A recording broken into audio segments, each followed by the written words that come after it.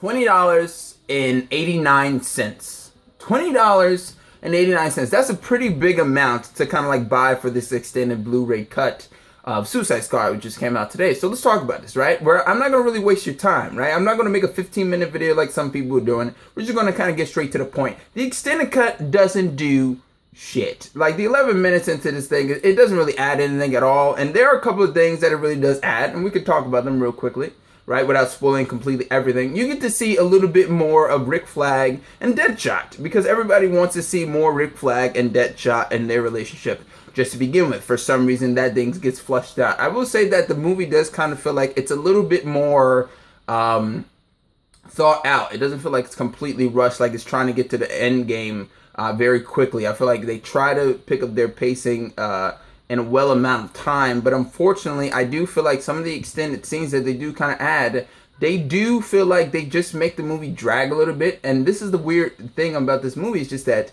I feel like the extended cut kind of makes this movie a little bit more rough to watch, unfortunately, and that's not really a good thing. Now, before you piss your panties, I actually really enjoyed Suicide Squad, the original cut, so don't really say anything at all. Now, for me personally, seeing the Rick Flag and the Deadshot stuff, that's okay, and I like to seeing that for the most part, but it doesn't really add anything, and honestly, it just kind of makes the thing just kind of, like I said, it drags.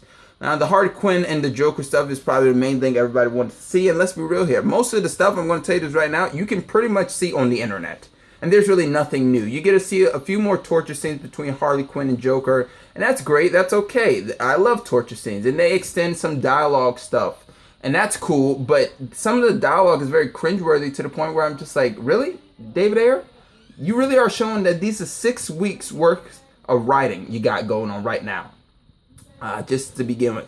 Now, to me, just in general, I do enjoy some things that they did add. I enjoyed the kind of extended, pretty much, the Killer Croc thing, like him eating. David Ayer got a cameo in that. That was actually kind of cool.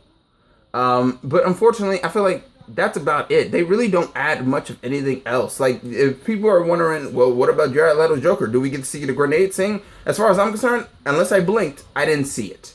And then there's really nothing new. Now, Jared Leto said, most of his stuff got cut on the cutting room floor, and maybe that's okay. But maybe it didn't get cut because of time or whatever. Maybe it just got cut because it's not really good. Most of the shit in here is just like, his Joker just, it doesn't really work. I give it an A for effort, but now I'm going to have to give it an A for kind of ass. And whether you get offended by that, that's going to be kind of on you. Overall, this is still the same movie. There's really nothing new. You still get Dance Dance Revolution, And for some reason, Warner Brothers continues to kind of, make extended cuts like R. Kelly's doing with, chapters and Trapped in a Closet. It doesn't really make any sense and just kind of doesn't make them look very well to begin with. But to me, this is not like Batman v Superman where it kind of, fixes the problems for the most part. If anything, it just kind of makes the problems worse. The world's greatest music video gets an extended cut, and that's pretty much what you get. Like I said, I enjoy it, and they extend some conversations, but I just feel like there are certain extended scenes, or all the extended scenes, they just feel like there's a reason why they got cut, because it just kind of makes the movie feel like you're just kind of doing the same thing over and over again until you get to the end. And that's essentially what the movie is. You go from point A to point B, back to point A. And that's pretty much what the film does. It goes backwards. I enjoyed the original Suicide Squad cut, but this one is just, it's nothing new. It's just 11 minutes. And anybody that thought 11 minutes was going to change the game, it doesn't, really. You get to see, this movie does feel like it should have been rated R, though. Everybody says it. But that's about all you could really say about it. I'm not going to really waste your time. If you're going to ask me, should you buy it? Should you waste $20.89 as I actually did? And there was a person at the register that even said, you sure you want to buy this? It's like, yeah, sure, why not? I said, okay. Anyways, that was just my story about it. But the thing is, though, it's not really worth it. Just wait about 2 months, maybe a month, I guarantee you. Or maybe a couple of weeks. Some people will already put some of the deleted scenes on there. And most of these scenes really do remind you why this shit is just kind of deleted. The Harley Quinn and Joker relationship, they kind of flesh out, but it's so kind of quick and just like non-existent, really, once again, that it doesn't really do anything. And that's just my thought. Honestly, I feel like all the cool stuff that you may have saw in the trailer, they really don't add it in here. And then some of the extended stuff is just like dialogue. That's it. And it's not really even good dialogue.